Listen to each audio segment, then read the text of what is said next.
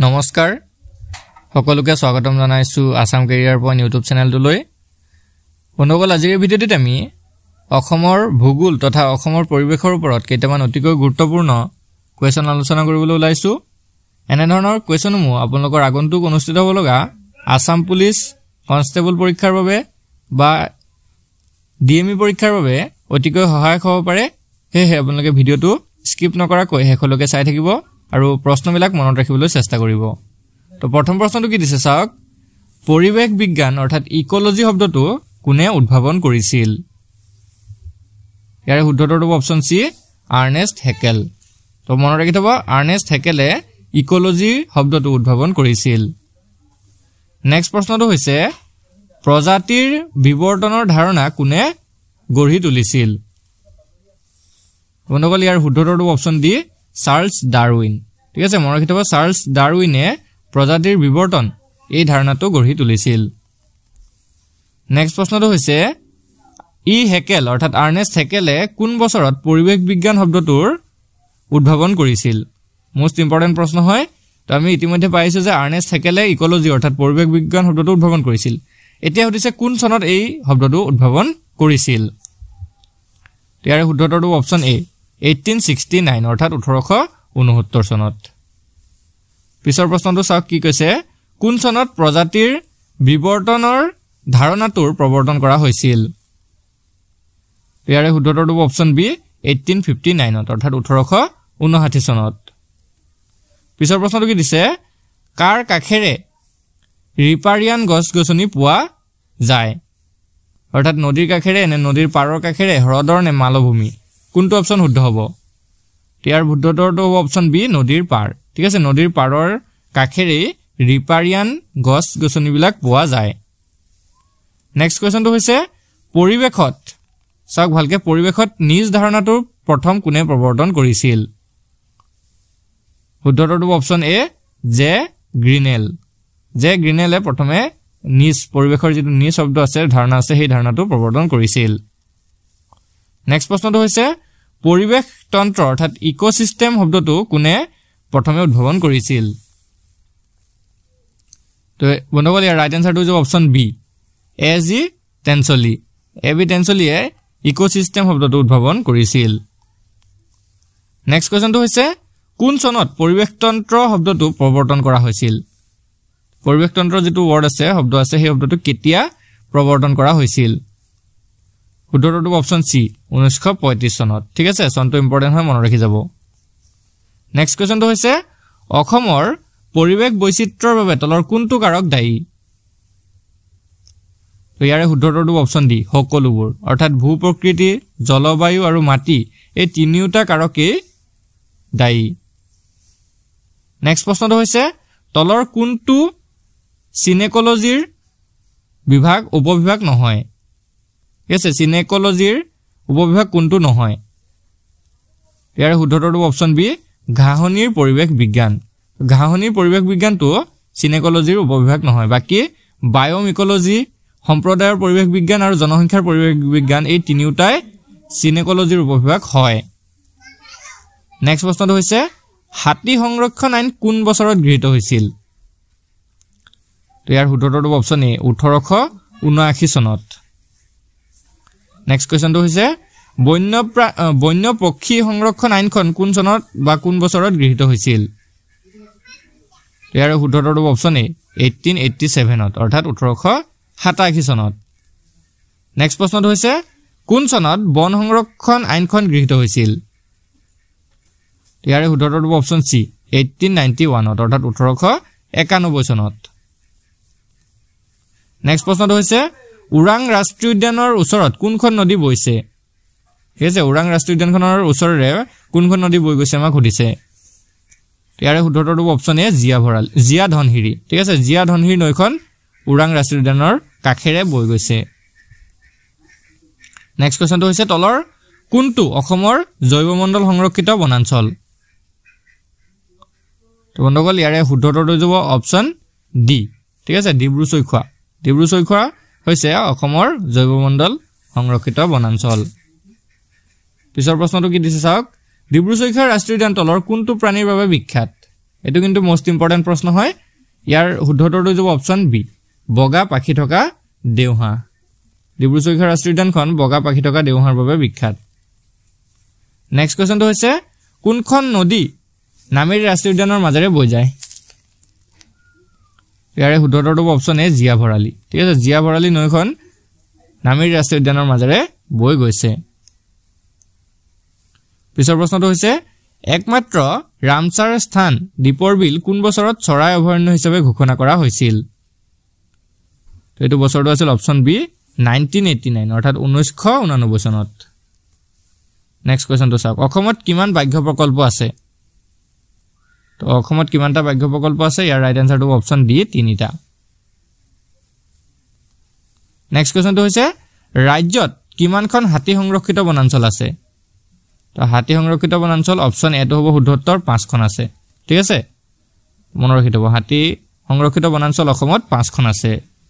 আৰু বন্ধুসকল next কোৱেশ্চনসমূহ discuss কৰাৰ আগতে আপোনালোক এটা ইম্পৰ্টেন্ট কথা জনাই থওঁ আপোনালোকৰ আসাম পুলিচৰ বাবে বা ডিএমই নন টেকনিক্যাল এক্সামৰ বাবে আমি কিছুমান ইম্পৰ্টেন্ট পিডিএফ নোটছ বনাইছো এই নোটবিলাকত আপোনালোকৰ এক্সামৰ বাবে প্ৰয়োজনীয় সকলোবিলাক সাবজেক্ট ইনক্লুড কৰা হৈছে আৰু খুব কম মূল্যত একদম কম মূল্য পে কৰি পিনে আপোনালোকে এই পিডিএফ নোটছবিলাক লৈ ল'ব পাৰিব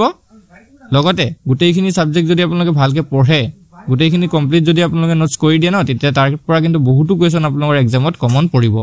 সো যদি আপোনালোকৰ প্ৰয়োজন হয় স্ক্ৰিনত এটা নাম্বাৰ থাকিব সেই নাম্বাৰটোত আমাক হোৱাটছআপত মেছেজ কৰি জনাই দিব যে ডিএমই নহলে আসাম পুলিচৰ পিডিএফটো প্ৰয়োজন হৈছে তো পেমেন্ট কৰিলে লগে লগে আপোনালোকক পিডিএফ গিটা পঠাই দিম তো বলক নেক্সট কোৱেশ্চনটো আগবাঢ়ো ঠিক আছে চাওক কোনখন বন্যপ্ৰাণী অভয়াৰণ্যক মিলৰয় বাফেলো অভয়াৰণ্য বুলিও কোৱা হয় ইয়াৰ শুদ্ধটো অপচন সি পাভ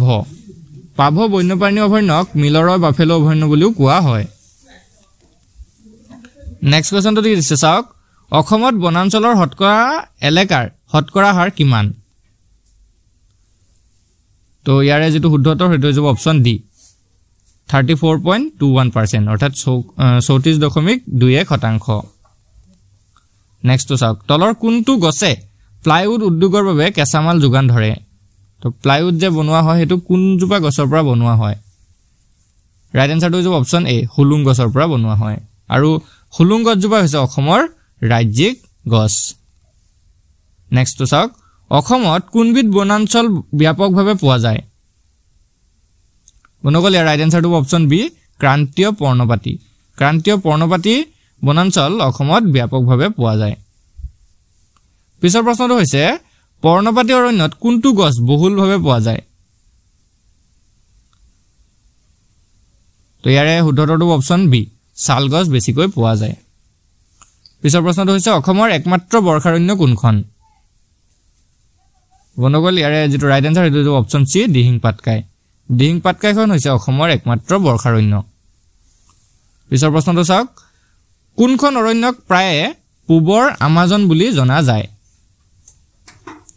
তো ইয়াৰে যেটো ৰাইট আনসাৰ হেটো যাব অপচন ডি দিহিং পাটকাই তো এটো মনত ৰাখি থব দিহিং পাটকাইক পূবৰ আমাজন বুলিও জনা যায় নেক্সট কোৱেশ্চনটো চাওক কি দিছে গ্ৰীষ্মমণ্ডলীয় চিৰহেউজ অৰণ্যৰ বাবে প্ৰয়োজনীয় গড় বৰষুণৰ পৰিমাণ কিমান ৰাইট আনসাৰটো অপচন এ 200 সেন্টিমিটাৰৰ ওপৰত পিছৰ প্ৰশ্নটো চাওক মানহ ৰাষ্ট্ৰীয় উদ্যান কোন ভৌগোলিক অঞ্চলত পোৱা যায় তো ইয়াৰে ৰাইট আনসাৰটো যাব অপচন বি তেৰাই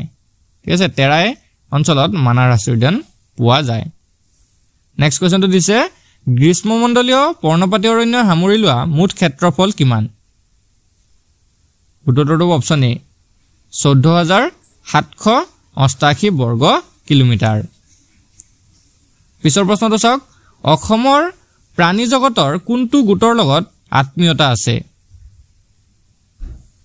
তো ইয়াৰে যেটো শুদ্ধ উত্তৰ হেতু হৈ যাব অপচন সি ভাৰত চীনা ঠিক আছে অসমৰ প্ৰাণী জগতৰ ভাৰত চীনা গোটৰ লগত আত্মীয়তা আছে নেক্সট কোৱেশ্চনটো দিছে উপলব্ধ গুৰুত্বপূৰ্ণ প্ৰাণীটোৰ নামেৰে কোনখন বন্যপ্ৰাণী অভয়াৰণ্যৰ নামকৰণ কৰা হৈছে তো বনগল ইয়াৰ ৰাইট আনসাৰটো হ'ব অপচন ডি গিবন তো গিবন অভয়াৰণ্য নামেৰে এখন অভয়াৰণ্য আছে যেটো অভয়াৰণ্যৰ গিবনৰ নামেৰে নামকৰণ কৰা হৈছে নেক্সট টু চাওক হাল গছৰ বৈজ্ঞানিক নাম কি ইয়াৰ শুদ্ধটো অপচন সি সোৰ ৰবুষ্টা হৈছে হাল গছৰ বৈজ্ঞানিক নাম পিছৰ প্ৰশ্নটো হৈছে অসমৰ কোনখন জিলাত ঠিক আছে কি দিছে চাওক অসমৰ কোনখন জিলাত বনাঞ্চলৰ ঘনত্ব সৰ্বাধিক তো বনাঞ্চলৰ ঘনত্ব সৰ্বাধিক থকা জিলাখন হৈছে অপচন এ কাৰ্বি আংলং ঠিক আছে কাৰ্বি আংলং জিলাতে বনাঞ্চলৰ ঘনত্ব আটাইতকৈ বেছি পিছৰ প্ৰশ্নটো দিছে অসমৰ কোনটো অঞ্চলত পাইন গছ পোৱা যায় তো পাইন গছৰ কথা যদি আহে এটো হৈ যাব অপচন বি বৰাইল ৰেঞ্জত পাইন গছ পোৱা যায় নেক্সট টু চাওক অসমৰ ৰাজ্যিক চৰাই কি মোষ্ট ইম্পৰ্টেন্ট প্ৰশ্ন হয় তো ইয়াৰে যেটো ৰাইট আনসাৰ হেটো হৈ যাব অপচন সি বগা পাখি থকা দেউহা অকল দেউহা বুলি আপোনালোকৰ আহিব পাৰে তো মোৰ কিতাব দেউহা হৈছে অসমৰ ৰাজ্যিক চৰাই নেক্সট কোৱেশ্চনটো অসমৰ ৰাজ্যিক গছ কি এটো আমি পাই আহিছো অলপ আগতে কৈছিলো আপোনালোকক এটো হৈ যাব অপচন এ হুলুং ঠিক আছে হুলুং হৈছে অসমৰ ৰাজ্যিক গছ পিছৰ প্ৰশ্নটো হৈছে তলৰ কোনটো ৰিপাৰিয়ান গছনিৰ ভিতৰত পৰে ঠিক আছে ৰিপাৰিয়ান গছৰ কথা আমি পাইছিলো ক'ত পোৱা যায় নদীৰ পাৰৰ অঞ্চলবিলাকত পোৱা যায়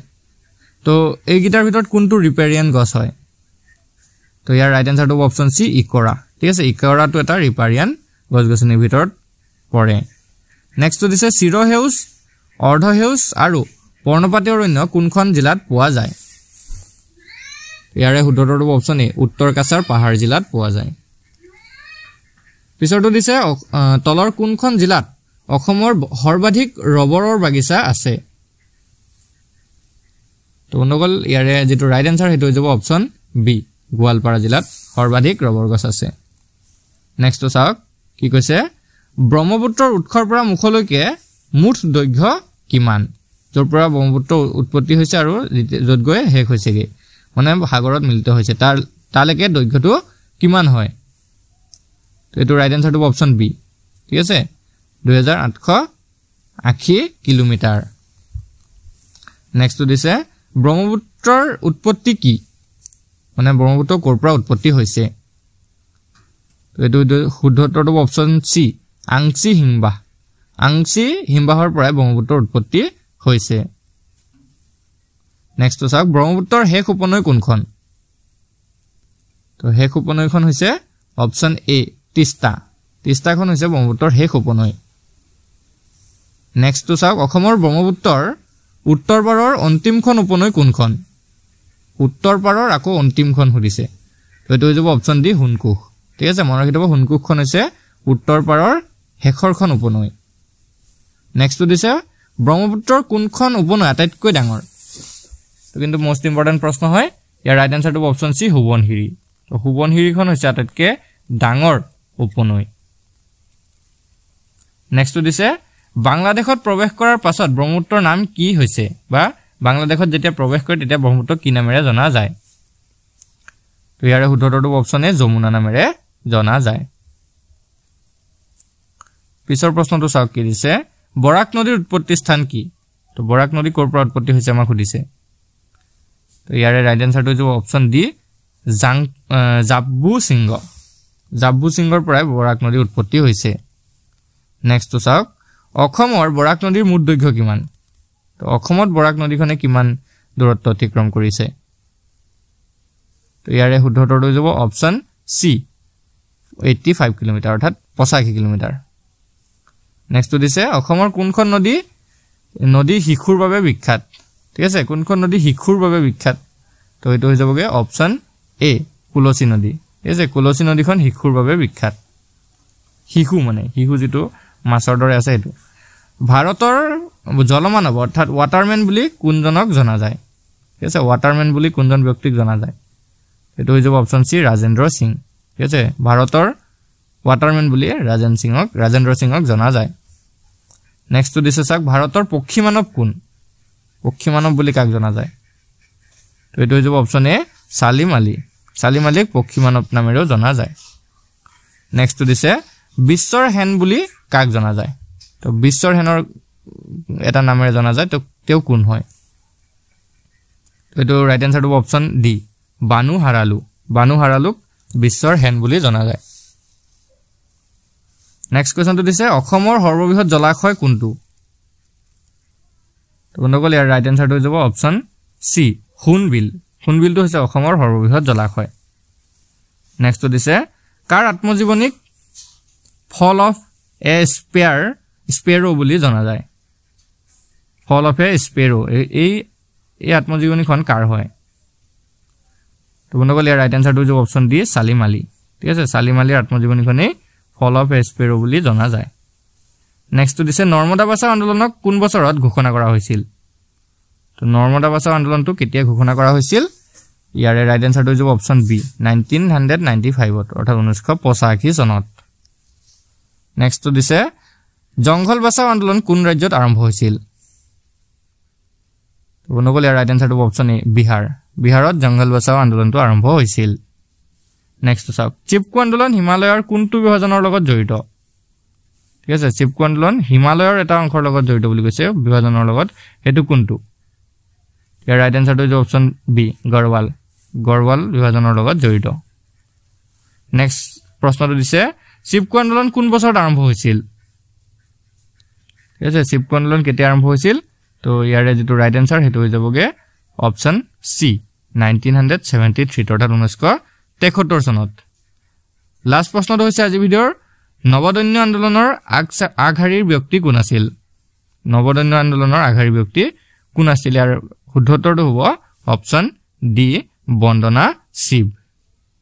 তো বন্ধুসকল আশা কৰিছো আজি ভিডিঅ'টো আপোনালোকৰ বাবে ইনফৰমেটিভ হ'ব যদি ভিডিঅ'টো ভাল লাগিছে ভিডিঅ'টো এটা লাইক কৰি দিব চেনেলটো সাবস্ক্ৰাইব কৰি ল'ব যাতে এনে ধৰণৰ ভিডিঅ'সমূহ আপোনালোকে ডেইলি পাই থাকিব পাৰে ধন্যবাদ